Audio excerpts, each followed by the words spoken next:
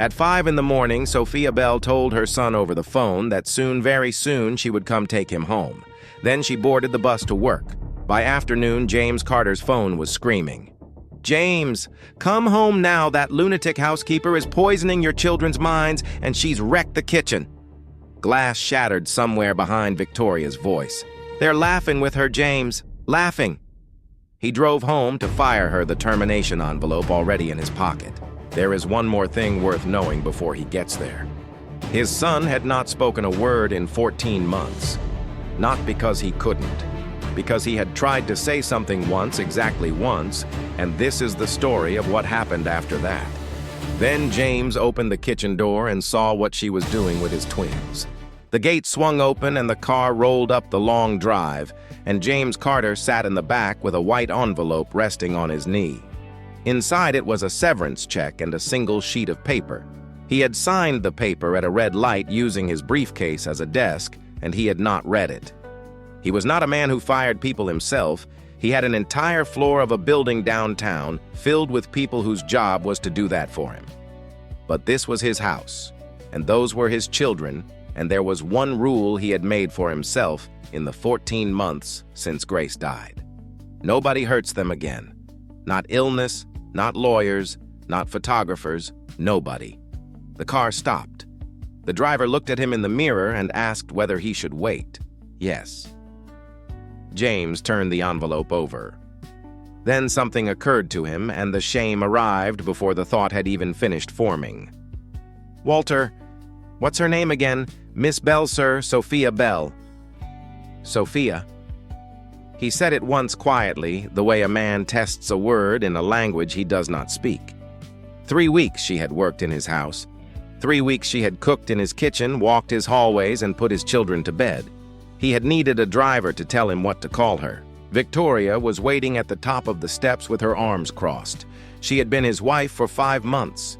In those 5 months, she had bought the twins a pony they never rode, hired a child psychologist from Boston who lasted 2 sessions, and learned to make pancakes in the shape of animals that nobody ate. She had tried. James knew she had tried. He also knew his children looked at her the way they looked at the furniture, and that this had done something to her he had never asked about. "Listen," she said. "Just listen." He did. Through the wall came a sound he did not recognize at first, because he had not heard it in 14 months, and the ear forgets faster than the heart does. Someone was laughing in his kitchen. "That's your daughter," Victoria said. "That's what she sounds like now. Go look at what that woman has done." He walked. Victoria came behind him fast in heels, saying words he stopped hearing somewhere around the dining room. He pushed the kitchen door open hard, the envelope in his fist ready. And he stopped. There was flour everywhere. It was on the counters and the floor and the front of the cabinets, and it hung in the light from the window like something weather-related, a small indoor storm that had passed through and left survivors. In the middle of it, at the island, sat his son and daughter on 2 stools, white to the elbows, pressing lumps of dough into shapes that were not shapes. Ethan was laughing. His son, who had not spoken one word since the funeral, who sat in rooms the way a chair sits in a room, had his head thrown back and his mouth open, and he was laughing at a cookie he had mangled into something that resembled nothing at all. The woman standing between them had a dish towel over her shoulder and was singing. Not performing. Singing the way people sing when they are not thinking about being heard. Low, easy a tune that went in a circle and came back to itself. She reached over without stopping and steadied Emily's hand on the rolling pin, and the singing kept going, and the flour kept falling. James stood in the doorway with the envelope in his hand. In his head, a number began to run. This was the habit of his life, and he could not switch it off. Everything became a figure. Everything had a price and a return. 14 months, 9 specialists, 3 clinics in 2 cities. Speech therapy, play therapy, grief therapy. One man in Zurich who charged by the hour and looked at the ceiling while he talked. And here on a Friday afternoon, a $2 bag of flour. He did not know whether he was angry or insulted. Because if what he was looking at was real, then whatever this house had been missing for the last year, it had never once been money. "Daddy." Emily. His daughter's voice clear across the room, and it hit him in the chest like a hand. She had never gone fully silent the way her brother had. She said things. She said, "Yes, ma'am," and "I'm full and okay," small, clean, flat words with nothing living inside them. And James had told himself that meant she was the one who was fine. This was different. This was a voice with a person in it. And as she said it, her eyes moved. Not to him. Past his shoulder to Victoria, standing behind him in the doorway. It was a quick look, less than a second, and then it went away, and Emily's face closed by a few degrees the way a window closes. James did not notice. He noticed the refrigerator instead, because it was directly in his line of sight and because there was something taped to it that had not been there before.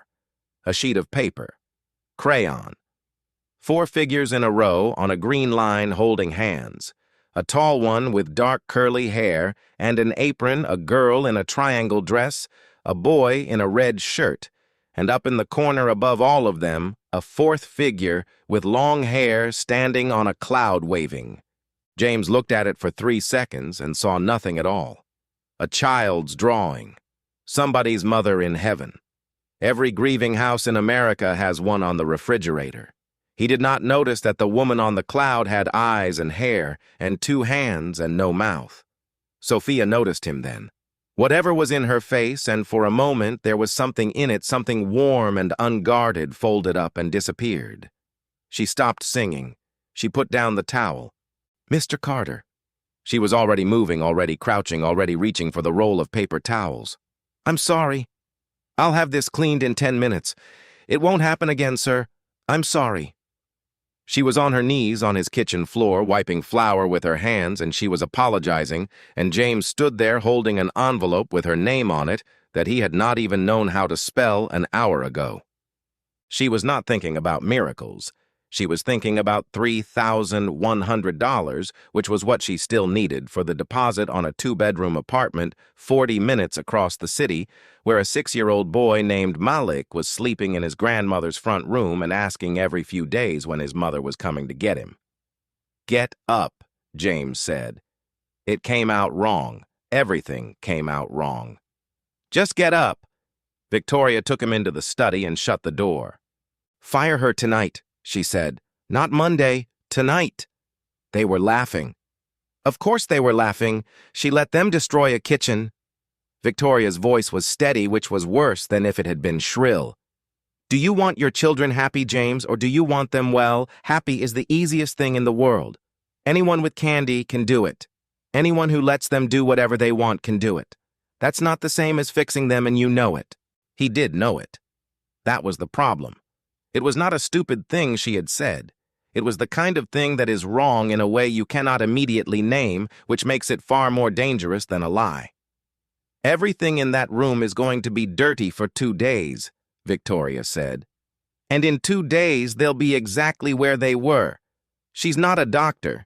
She's a woman who came here 3 weeks ago with a bus pass. She got him to make a sound. She got him to make a mess." Something moved behind Victoria's eyes, quick, and was gone. "I have been here 5 months, James. 5 months.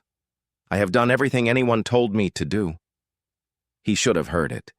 He heard the sentence and not the thing under the sentence, which was the way he had been listening to everyone for 14 months. James put his hand in his pocket and felt the envelope there, the corners of it, the stiffness of the check inside. He did not take it out. Later he would tell himself he kept her because he was moved. That was not true, and some quiet part of him knew it was not true even that night. He kept her because he wanted more of the sound. He had heard his son laugh through a wall, and he had felt something come loose in his chest, and he wanted it again the way a man wants a drug again, and he had exactly one method for getting things he wanted. He found her in the hallway with a bucket. "You're staying," he said. "I'm raising your pay, effective immediately." She looked at him. Something crossed her face that he could not read at all, and he mistook it for gratitude. "Thank you, sir," Sophia said. It was not gratitude. It was the look of a woman who had just been handed a shovel and told she could dig faster now. That night, James got Ethan ready for bed himself, which he had not done in longer than he wanted to count. He pulled the red t-shirt over his son's head, and there it was, on the shoulder, a smear of white dried into the cotton. He raised his hand to brush it off. He did not brush it off. He stood there with his hand half up, and then he lowered it, and he hung the shirt on the back of the chair with the flower still on it. This house had been spotless for 14 months. It had also been silent for exactly 14 months. The raise arrived in Sophia's next envelope. So did a printed schedule on the good paper delivered by Victoria's own hand. Breakfast moved to 6. Dinner service ran to 9. The silver went from monthly to weekly, and the guest wing, where no guest had set foot since the funeral, was to be aired and dusted every Tuesday. At the bottom, in type, no different from the rest, sat one-sentence household staff were not to engage the children outside designated service hours. Sophia read it twice in the laundry room and said nothing. There were things she could have said. That a 7-year-old does not consult a printed schedule before he needs somebody. That she had watched the woman type that line and had seen her hands shaking while she did it. She thought about $3,100 instead. That was the arithmetic of her life, and it fit on a single line. $3,100 was the deposit, and first month on the 2-bedroom on Halstead, the one with the window over the fire escape. It was the exact distance between a boy sleeping in his grandmother's front room and a boy sleeping in a room of his own. At the raised rate, October. Every insult now had a value in weeks, and she had gotten fast at the conversion the way people do in a country they never meant to live in. She folded the schedule into her apron and went to polish the silver. James, meanwhile, went under. The merger was a large one, and large ones eat men whole. He had promised the twins a Thursday. He had said the word out loud in that kitchen. Thursday we'll do the cookies again on Thursday, and Emily had written it on the calendar in green marker. On Thursday at 7 in the evening, he was in a conference room in another state watching a man draw boxes on a whiteboard. He called the house at 11. It rang and rang. By Friday, Ethan had stopped coming downstairs. Emily had gone back to "Yes, ma'am, and I'm full." Someone had wiped the green marker off the calendar, and James did not ask who, because there are questions a man avoids when he already knows what the answer will make him do. The dinner happened on a Saturday. Victoria had a decorator at the table, and the decorator's husband and Sophia had made chicken and rice with a pan of cornbread, which was what the house had, and she set it down and turned to go. "Stay a minute," Victoria said. Sophia stopped at the sideboard. The twins sat at the far end in the clothes they had been put in for company.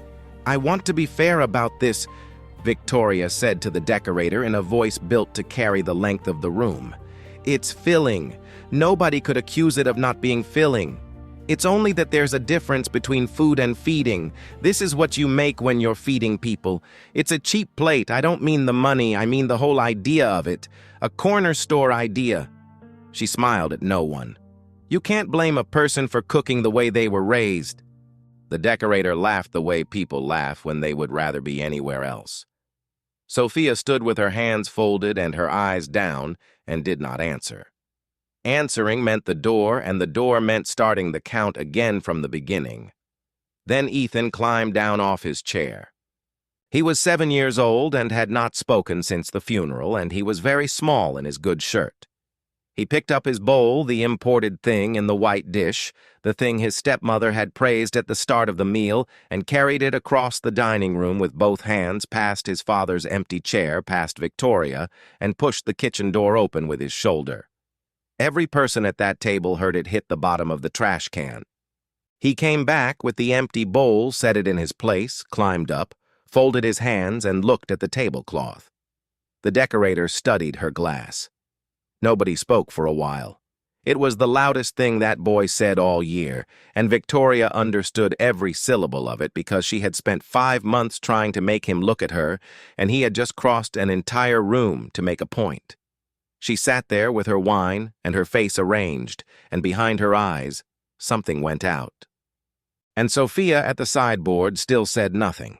A 7-year-old who had not made a sound in over a year had just stood up for her in front of company, and the grown woman he did it for kept her eyes down and her mouth shut because that was the only skill she had ever needed, and she was very good at it. She wrote the letter that night. She wrote it on a page torn from Emily's school notebook because there was nothing else in the room, and it was 4 sentences long, and it thanked Mr. Carter for the opportunity. She had run the numbers first. The early shift and the late shift at the hotel on 9th would put her at $3,100 by February instead of October. 4 months. 4 months was survivable. 4 months was what it cost to stop standing at a sideboard being explained to strangers. At 6:30 in the morning, she had her coat on and the letter in her hand when she heard feet on the stairs. Ethan came down in his pajamas, holding a sheet of paper flat against his chest with both hands, the way you carry a thing you have been guarding. The corners were torn where he had pulled it off the refrigerator. At the bottom step, he held it out. She crouched and took it. The 4 of them on the green line holding hands. The woman on the cloud in the corner waving with no mouth to wave with. Sophia looked at it a long moment. Ethan said nothing. He reached out and closed his fingers around her index finger and held on. She straightened up, slid the drawing into her coat pocket so it would not bend, and tore the letter in half and then in half again. That was the moment. Not the storm that came later, not the necklace. A woman in a coat at 6:30 in the morning tearing up 4 sentences. She knew the price to the week. Staying meant October became a month with no name on it. It meant a boy across the city asking his grandmother the same question and receiving the same answer. She saved another woman's child that morning by telling her own son to wait longer, and there was no one in the hallway to see it and no word for it afterward. 2 nights later, James came in from the airport at midnight, still in his coat, expecting a dark house, and found her wiping down the counters. "Why can you do it?" It came out flatter than he meant. "I hired the best people alive. There was a man in Zurich. There was a woman who'd written 2 books on it. I flew them here. Why can you do it and they couldn't?" Sophia straightened and pushed her hair back with her wrist. "Because they were trying to fix them," she said. "Like a machine that came back broken. Sit them down, run the tests, mark the page. I don't know how to do any of that." She wrung the cloth out over the sink. "I sat on the floor, and they talked to me. They said they missed their mother." She hung the cloth on the tap. "And they said they're scared of your footsteps at night. The fast ones. Because footsteps that fast are always footsteps going out." James stood in his own kitchen in his coat. "Do you have children?" She turned around. It was the first thing he had ever asked her that was not about the house. "A son. He's 6. "Where is he?" "With my mother." She picked up the bucket and went as far as the door, and there she stopped with her back to him. "Mr. Carter, your boy had something he wanted to tell you once." James did not move. "Told you that how—" "He didn't tell me. Emily did." She turned the bucket in her hand. "He tried to say it one time. That's all she knows. He tried one time, and then he stopped trying. When she's 7, she doesn't do dates." Sophia reached over and turned off the light above the sink.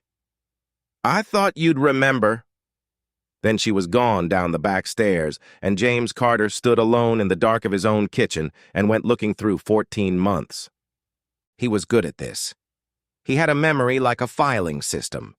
He went through the funeral and the week after it and the month after that, through hospital corridors and lawyers' offices, and the endless soft-voiced people in cardigans who had sat across from his children with clipboards.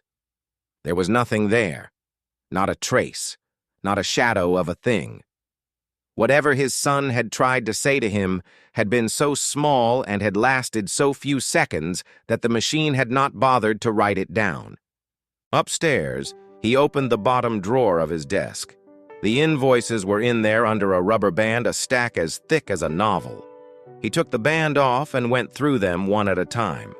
Speech and language evaluation, behavioral assessment, grief protocol initial, grief protocol follow-up, reassessment, travel and accommodation, Zurich.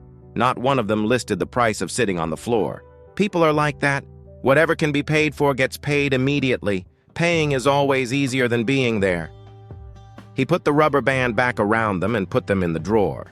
He canceled the Monday. He canceled it at 11 at night by email, which his people read the next morning with the alarm of men watching a bridge come down, and at 7 the following day, James Carter stood in his kitchen in a t-shirt, cracking eggs badly. It went slowly at first. Emily supervised him with the flat courtesy of a stranger. Ethan sat on the stool and watched. Then Sophia came in, took the bowl away from him without a word, handed him the rolling pin, and informed him that he could be trusted with that and nothing further. Emily made a sound that was not quite a laugh, but lived in the same family. They found the cutters at the back of the drawer where they had lain since Grace, a bell, a tree, and a lopsided star. Ethan took the star and refused every other shape, and every cookie that came out of the oven that morning was a star, 40 of them burned along one edge. James ate 11. He was late to everything for the rest of that week and did not care, and it was the first week in 15 months that the house made a sound before 8 in the morning. Victoria watched all of it from doorways. She did not scream. That was the strange part.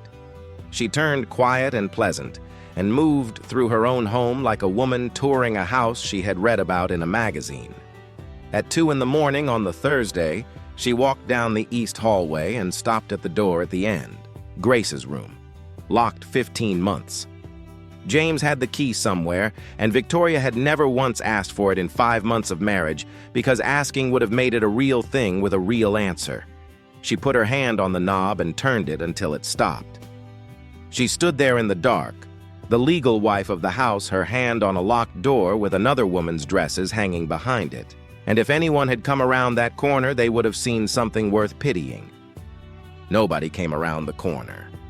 She took her hand off the knob and walked back the way she came, and somewhere before the stairs she stopped being pitiable and decided. The necklace was in the study safe, which had stood open since spring when James took Grace's papers out and never got around to closing it. Not the most valuable thing in the house. A diamond piece Grace had worn at the hospital because near the end it was the only clasp she could still work herself. On a Friday afternoon in July, Victoria dropped it into the bottom of Sophia's canvas bag under the folded uniform, while the bag hung on its hook by the back stairs. She turned around, and Emily was standing in the doorway. The girl did not run. She stood there in her socks with one hand on the frame and looked at the bag and then at Victoria, and neither of them moved. Victoria knelt. She came all the way down to the child's height and took both of Emily's hands in hers gently and smiled and spoke in a voice that was warm and low and kind, which is precisely what made it the worst thing in that house. "Sweetheart, do you know what happens to little girls who make up stories?" Emily's eyes went to the bag and came back. "They get sent away," Victoria said, "somewhere far, and then Ethan would be here all alone, with nobody at all. You wouldn't want that." She tucked the girl's hair behind her ear, smoothed her skirt, and went to find her husband. Emily said nothing.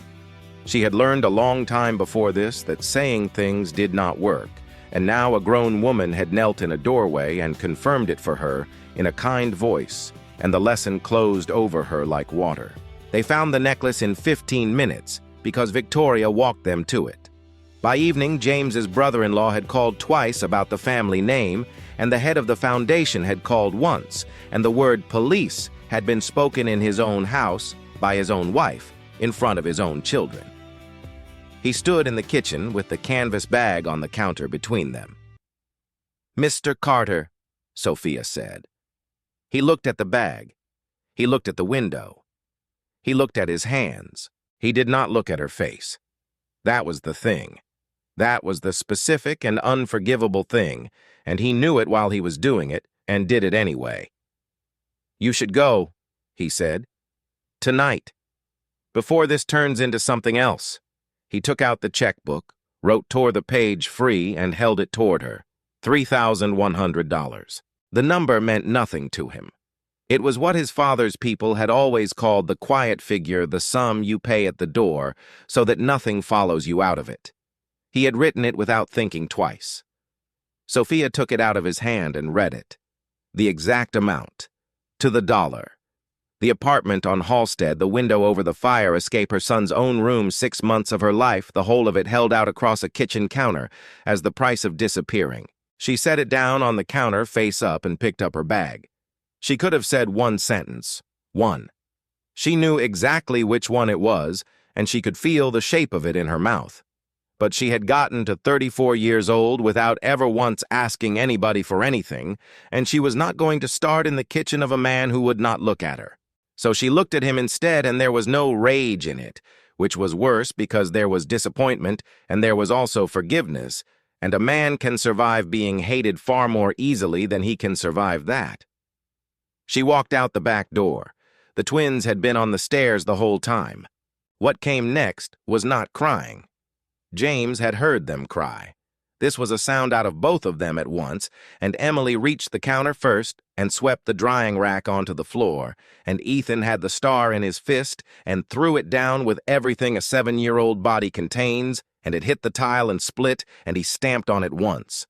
Then they were gone up the stairs, and the doors slammed, and the locks turned. James stood in his kitchen. The oven was cold. There was still flour dust in the seam of the counter where nobody had bothered to clean it out. He had heard his son laugh through a wall. He had spent a month buying more of it.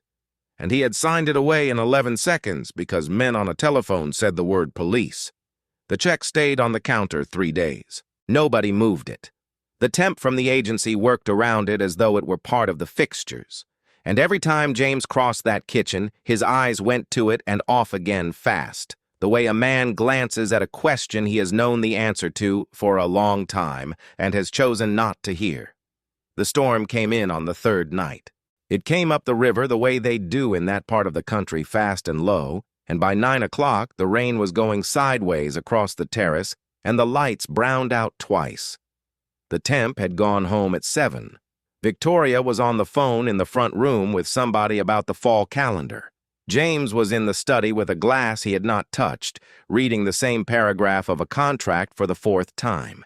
It was Emily who found the window. She came down the hall and stood in the study doorway and did not say anything, and James looked up and knew because a child can tell you a catastrophe with her face and never open her mouth. Ethan's room was empty. The window was up. The rain was already an inch deep on the sill, and running down the wall, and the curtain was soaked black, and below the window was the garage roof, and below that was 8 feet of wet boxwood, and past that was the whole world. Nobody heard him go. In a house that size, nobody ever heard anything. What followed was the kind of chaos that money makes worse rather than better. There were people to call, and James called them, and within 20 minutes there were headlights coming up the drive, and men in the front hall dripping onto the marble, and someone had a map of the property, and someone else was saying the word perimeter. Victoria stood at the foot of the stairs with her arms crossed and her phone in her hand. "If this gets out," she said, "you understand what that looks like. You understand what they'll write. Missing child, second wife 5 months in. I will be the picture on that story, James. Me." Rain hit the fan light above the door, and she flinched at it. "Do you know what I signed up for? Not this. Not standing here at 10 at night because one autistic brat couldn't be bothered to use a door. Stop." It came out of James so quietly that 2 of the men in the hallway turned around. "My son is not autistic," he said. "My son lost his mother. That's the whole thing. That's all of it." He came down the last stair. "You used that word because you needed a name for something you never once sat down and looked at. It was easier to have a diagnosis in the house than a grieving 7-year-old. So you gave him one."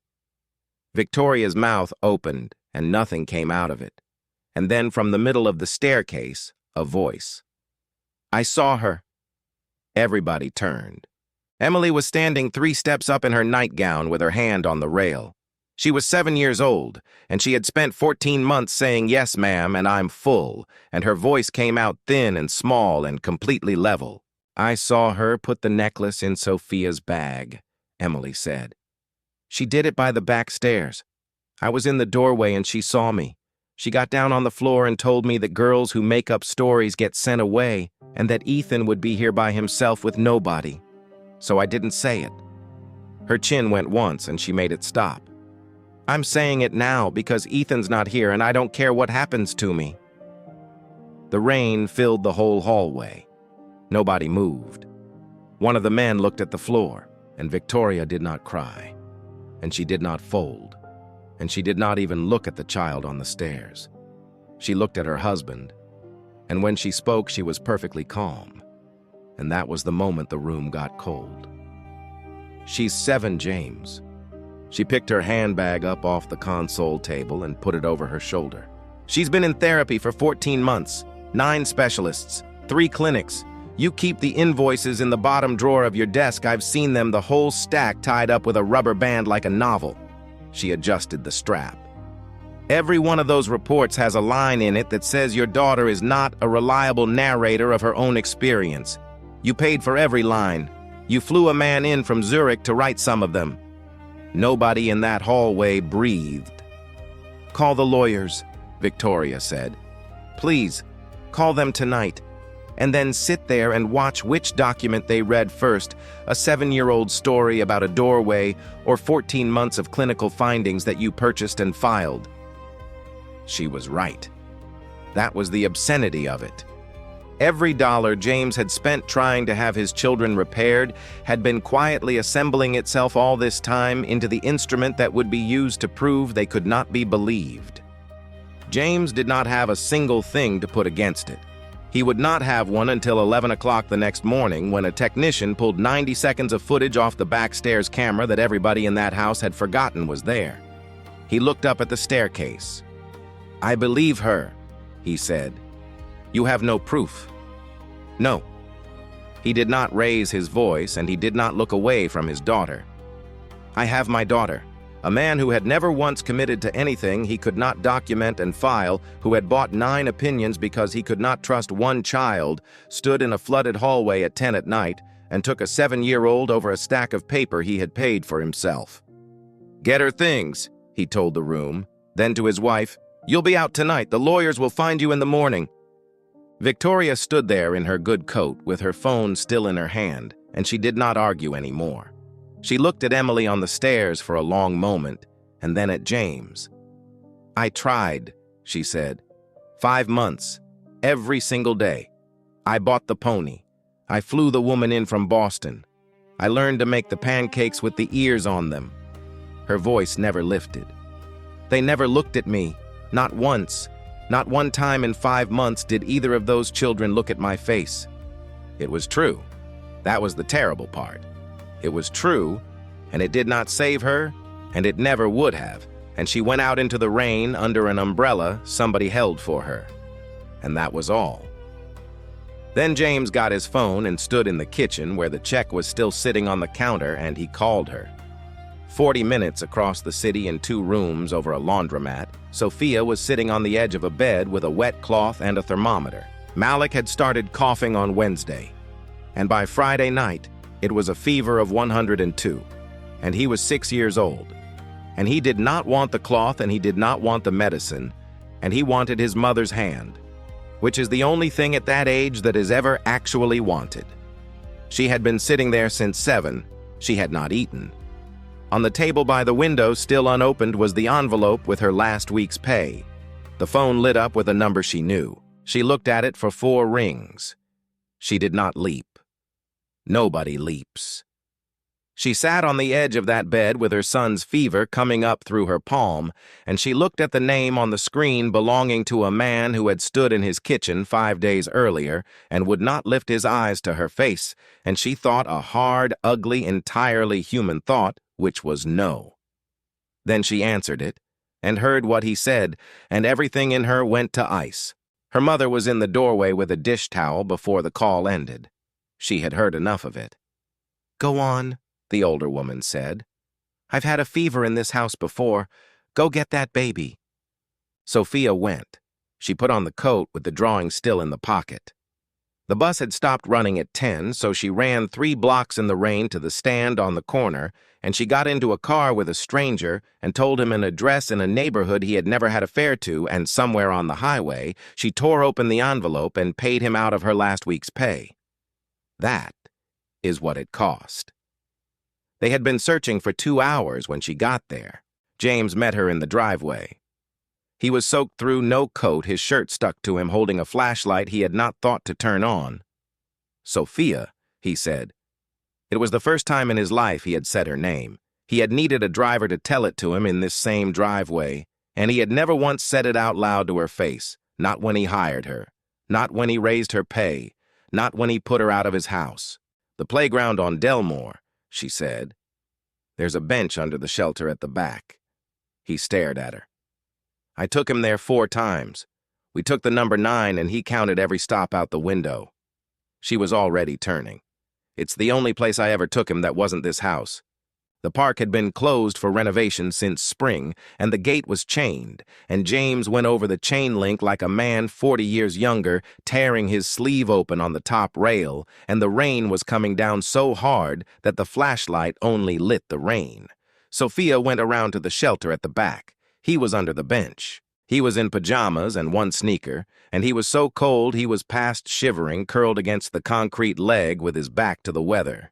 He had walked it. 9 stops in the dark in the rain in 1 shoe. A boy who had not spoken in 14 months had counted his way across a city because somebody had once let him count.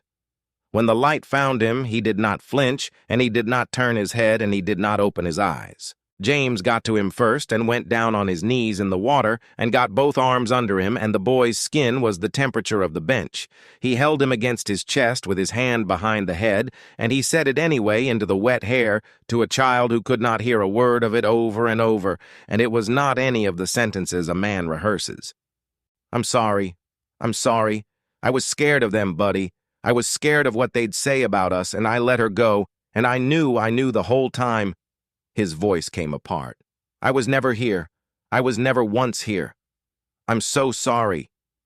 The rain and his face were the same thing by then. There was nothing to tell them apart. The ambulance could not reach them. There was an oak down across Delmore 2 blocks up and a live line under it, and the dispatcher said 15 minutes, at the earliest maybe 20, and James Carter did not wait 15 minutes. He took off his shirt and wrapped his son in it and carried him. It was 1,100 yards to the corner where the lights were. He carried the boy the whole way with his head tucked under his chin and did not put him down once, and Sophia walked at his shoulder the entire distance, holding the umbrella over the 2 of them, changing hands when her arm gave out, and she did not say 1 word. She did not say he'll be fine. She did not say almost there. She had been asked to believe a great many comfortable things over 34 years and had learned not to hand them out to anyone else. She kept the rain off him and kept up. The boy did not open his eyes the whole way. They got a temperature at the corner, and it was 93.2, and the man who read it out did not say anything about it, which told James everything. The hospital took him at midnight. He came back at 4:45 in the morning. James was in the chair beside the bed. His shirt was somewhere in a bag of wet things, and he was wearing a scrub top somebody had handed him at 2 in the morning, and he had been sitting there 4 hours and 40 minutes without once looking at his phone. Ethan's eyes came open and went around the ceiling and found his father. James leaned in. He did not ask, "How are you feeling?" He did not ask, "What were you thinking?" He did not say any of the 11 things that were standing in line in his throat. "Sophia told me something," he said.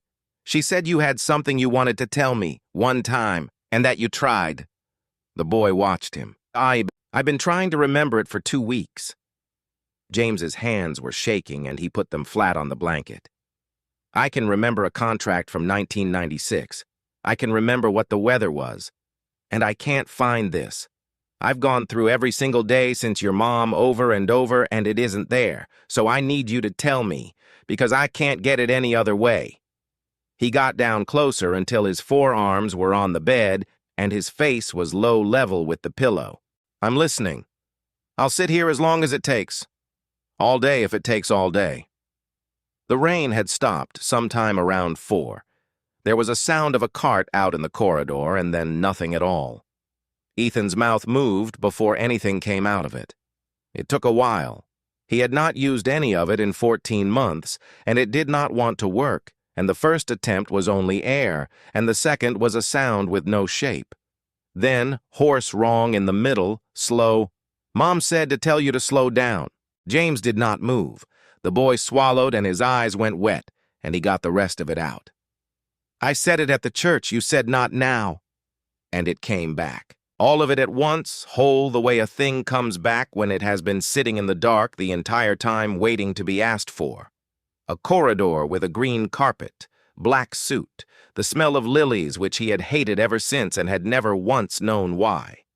A small hand pulling at the hem of his jacket twice, and a voice saying, "Dad," and his own voice pleasant, distracted, already moving, already turning his shoulder toward a man in a gray coat who had flown in from somewhere and wanted to shake his hand. "Not now, buddy." And he had walked on. He had walked fast the way he walked 4 steps, and then 8, and then he was across the room, and behind him, a 6-year-old boy had stood in a green corridor holding his mother's last words in both hands, with nobody to give them to.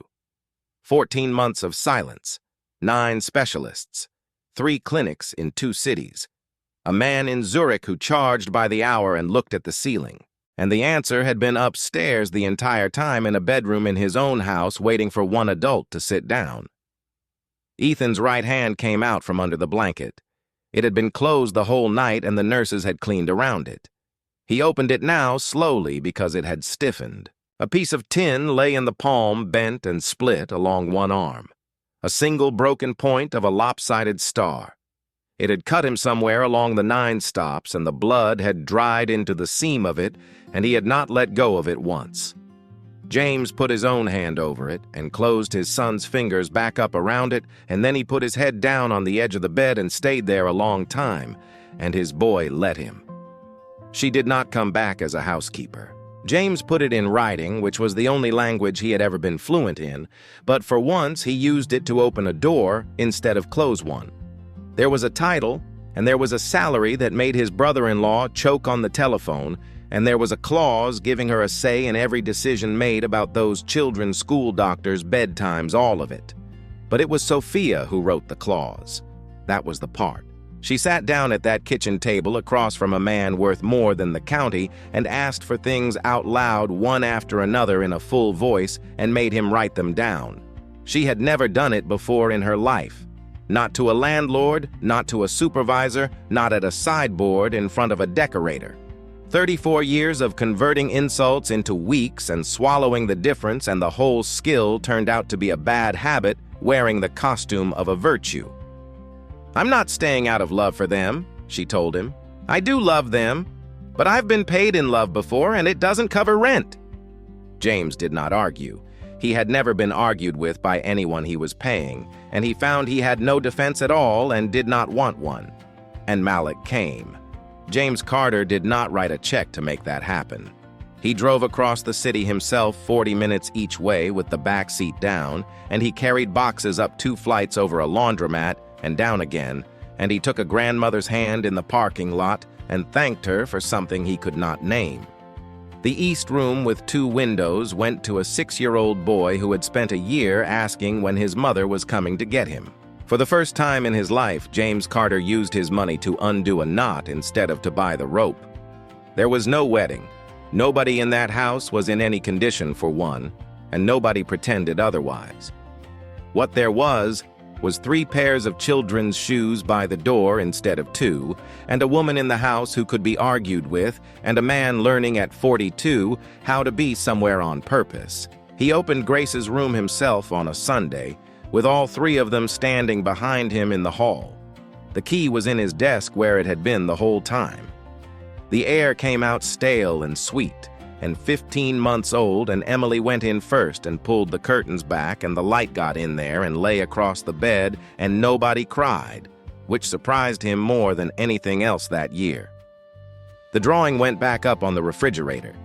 Ethan added a fourth figure to the green line, a small one with short hair, standing a little apart from the others, until Emily took the crayon out of his hand and drew an arm connecting him to the rest.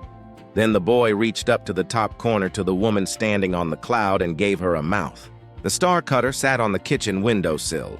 James had glued it himself badly. The seam ran crooked all the way down one point, and you could see it from across the room, and nobody put it in a drawer. By August, the sunflowers were in. They planted them out along the south fence, the three children on their knees in the dirt, and Sophia going down the row behind them, fixing the depth of every hole without ever saying that she was fixing anything. James came out of the house barefoot, with a bowl of seed under his arm, and he came slowly because there was nowhere he had to be. And a boy on the grass heard his father's footsteps and did not look up to check whether they were leaving. Sophia was singing again by then. The tune went in a circle and came back to itself the way it always had.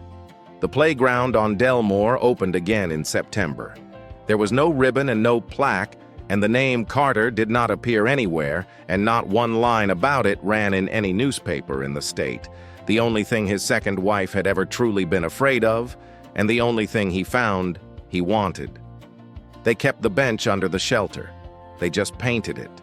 Children sit on it most afternoons. Not one of them has any idea why the gate came off the chain, and that is the entire point of the gate coming off the chain. And in the building downtown, there is a floor of people whose job is to let other people go, so that James Carter does not have to. That autumn, they noticed something they could not account for. Before any name went on any list, the man upstairs had started asking what it was. That afternoon, Emily reached up and took the star down off the windowsill, and the four of them made cookies with it, and every one of them came out with a crooked edge where the seam was one point a little bent, a little wrong. The children ate every single one.